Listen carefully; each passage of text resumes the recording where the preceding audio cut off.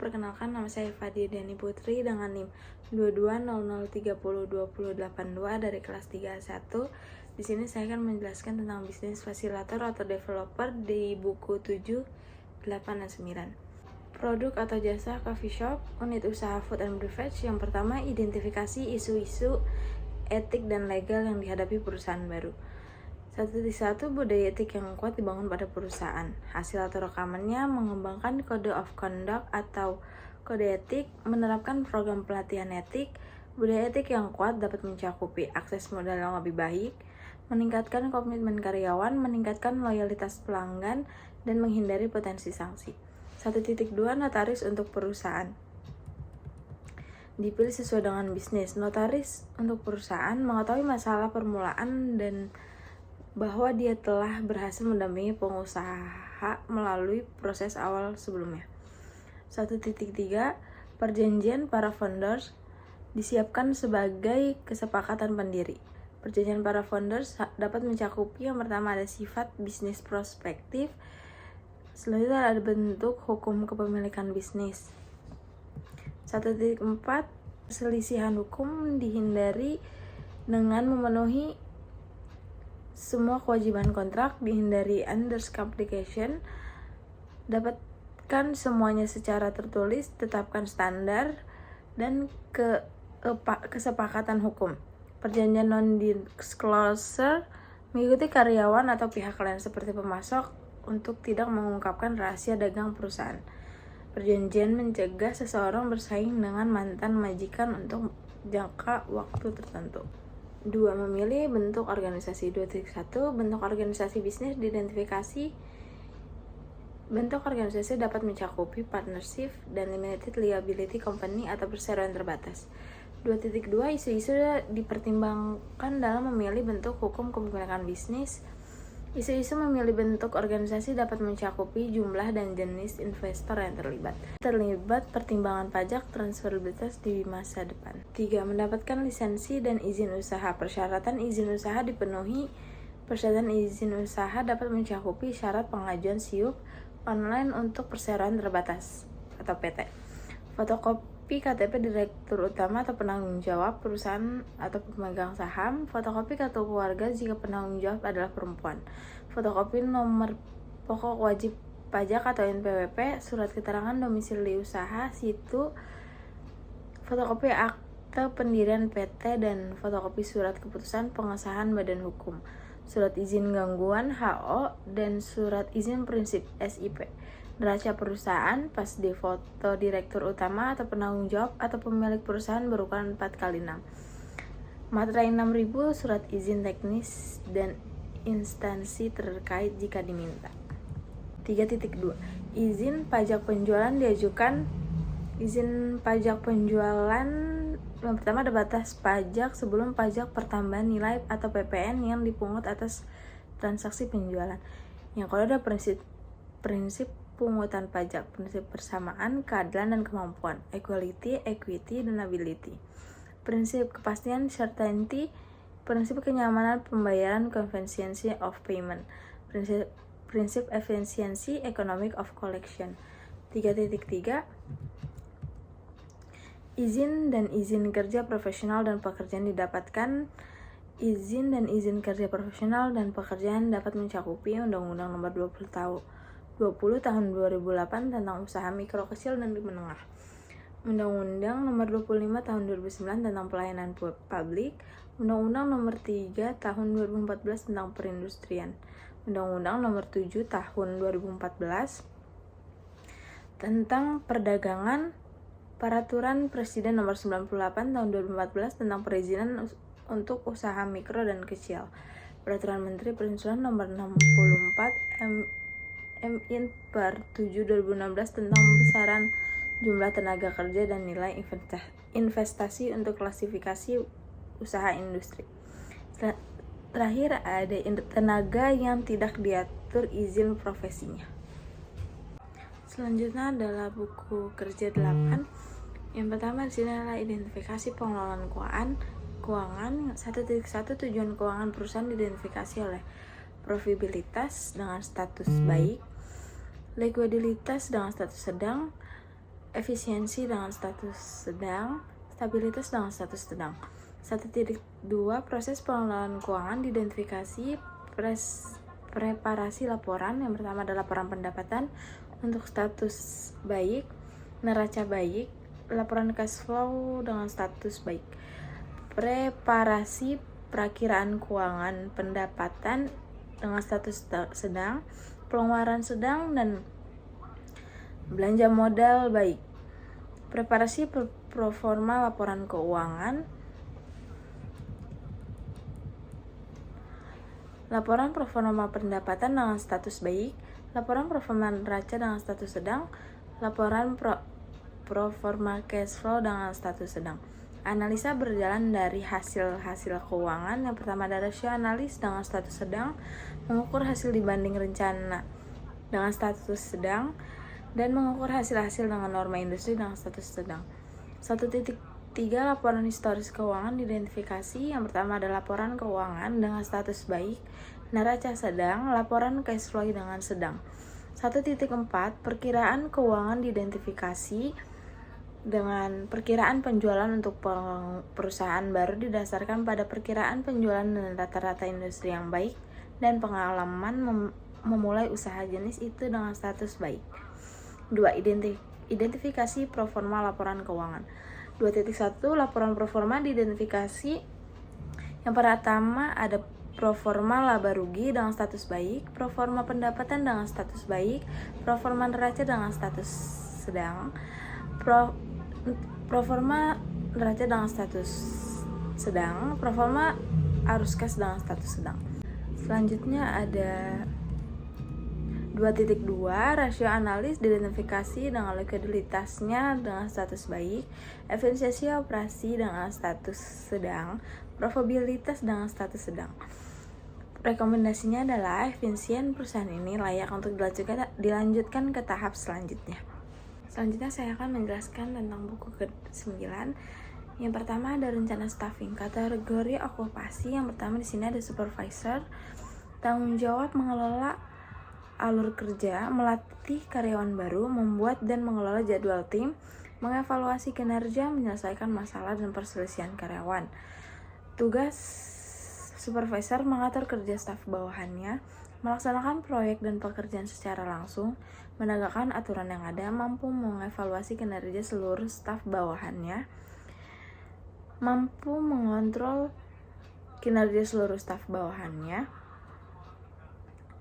mampu memecahkan masalah sehari-harinya, mampu membuat rencana baik itu di jangka panjang atau pendek sesuai tugas yang ditentukan oleh atasan, mampu memberikan motivasi kepada bawahannya.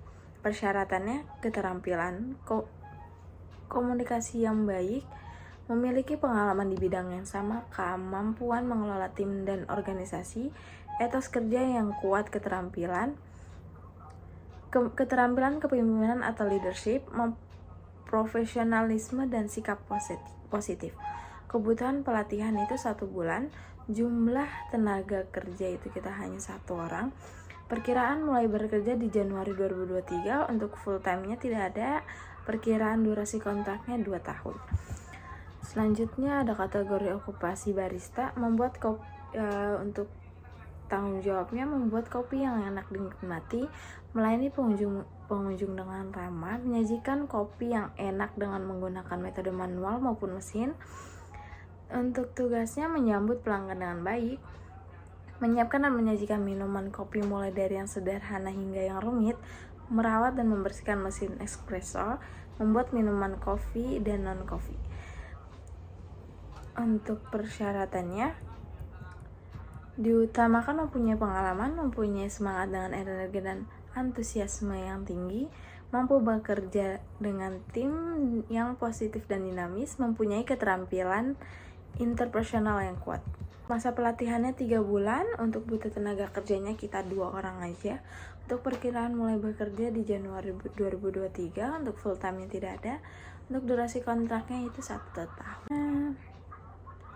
Ada waiters. Untuk Tanggung jawabnya meningkatkan citra kafe sehingga pelanggan dapat merekomendasikan ke orang lain, memberikan layanan pelanggan yang sangat baik, dan selalu berusaha menunjukkan kepuasan pelanggan terbaik. Untuk tanggung jawabnya mengarahkan pengunjung ke tabel yang kosong. Untuk tugasnya memberikan daftar menu, memberikan menu signature atau makanan atau penutup, menuliskan pesanan pengunjung dan melakukan repeat order.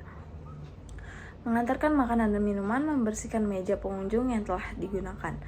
Untuk persyaratan berpengalaman, mampu berkomunikasi secara baik, mampu bekerja dengan tim, jujur, berdedikasi tinggi, dan bertanggung jawab. Untuk masa pelatihannya 3 bulan, untuk jumlah orangnya itu kita butuh 3, dan mulai bekerjanya di Januari 2023, dan untuk full time-nya kita tidak ada. Untuk durasi kontraknya 1 tahun. Selanjutnya ada kasir. Memberikan pelayanan terbaik, memiliki pemahaman terhadap produk yang dijual, harus jujur, teliti, dan jeli, dan terakhir sigap dengan segala kondisi dan situasi yang terjadi selama proses pembayaran maupun penjualan. Untuk tanggung jawabnya melayani proses transaksi, menjalankan proses pembayaran dan penjualan, memeriksa dan mencatat data penjualan, membuat laporan penjualan, menjaga kebersihan area kasir.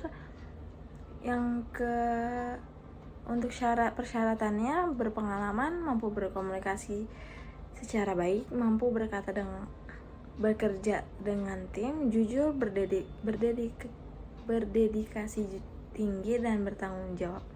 Untuk masa pelatihannya 3 bulan, untuk orang yang dibutuhkannya itu 1, mulai bekerja Januari 2023, kita sistemnya full time tidak ada. Untuk masa kontraknya itu 1 tahun. Rekrutmen, pelantikan, pelatihan, dan mempertahankan tim. 2.1 Rencana seleksi dibuat berdasarkan kriteria seleksi, kebutuhan bisnis, dan persyaratan hukum. Rencana seleksi yang pertama ada mengiklankan lowongan untuk kebutuhan staf, mengadakan panel seleksi, mengembangkan pertanyaan wawancara, pelamar terpilih, jadwalkan wawancara, dan beritahu orang yang relevan tentang waktu, tanggal, dan tempat. 2.2 Proses seleksi dilakukan sesuai dengan kebijakan dan prosedur bisnis. Proses seleksi mencakup proses wawancara dan menilai kandidat berdasarkan kriteria seleksi yang disepakati, diskusi penilaian dengan anggota panel seleksi lainnya, memperbaiki bias dan penyampaian dari prosedur yang disepakati, dan bernegosiasi untuk kandidat pilihan. Selanjutnya ada hubungan pengambilan keputusan untuk laporan pengambilan keputusan. Selanjutnya mengamankan persetujuan kandidat pilihan. Selanjutnya ada melengkapi dokumentasi yang diperlukan sesuai dengan prosedur organisasi dengan memperhatikan kerahasiaan dan persyaratan privasi. 2.3 Internalisasi atau induksi anggota tim. Internalisasi atau induksi anggota tim mencakupi yang pertama menyediakan kandidat yang berhasil dengan kontrak kerja dan dokumentasi lainnya, memberitahu manajer dan tim kerja tentang penunjukan baru. Yang ketiga adalah memberitahu manajer dan staf tentang tanggal administratif yang diperlukan untuk pembayaran percatatan karyawan. 3. Memenuhi kewajiban hubungan industrial. 3.1 Hak dan kewajiban di tempat kerja dari pemberi kerja dan karyawan diidentifikasi sesuai dengan persyaratan hukum dan kode praktik. Hak dan kewajiban di tempat kerja dari pemberi kerja dan karyawan mencakupi yang pertama ada hak memperoleh upah, hak mendapatkan kesempatan dan perlakuan yang sama, hak mendapatkan pelatihan kerja, hak penempatan tenaga kerja, hak memiliki waktu kerja yang sesuai, hak mendapatkan kesehatan dan keselamatan kerja, hak mendapatkan kesejahteraan, hak untuk cuti, hak khusus karyawan perempuan. Untuk kewajibannya ada kewajiban ketaatan, kewajiban konfidensialitas, dan kewajiban loyalitas. 3.2 Prinsip hubungan industrial dikembangkan secara positif dan konstruktif. Prinsip hubungan industrial mencakupi kepentingan bersama pengusaha, pekerja atau buruh, masyarakat, dan pemerintah. Hubungan fungsional dan pembagian tugas, kekeluargaan, penciptaan ketenangan berusaha dan ketentraman bekerja, peningkatan produktivitas, dan terakhir peningkatan kesejahteraan bersama. Selanjutnya ada 4 Yang keempat, mengelola staf. 4.1 alasan pengembangan staf diidentifikasi. Alasan pengembangan staf: efisiensi, konsistensi, keluhan, mengatasi kelemahan, dan kepercayaan diri. 4.2 strategi dalam program pengembangan staf dikembangkan.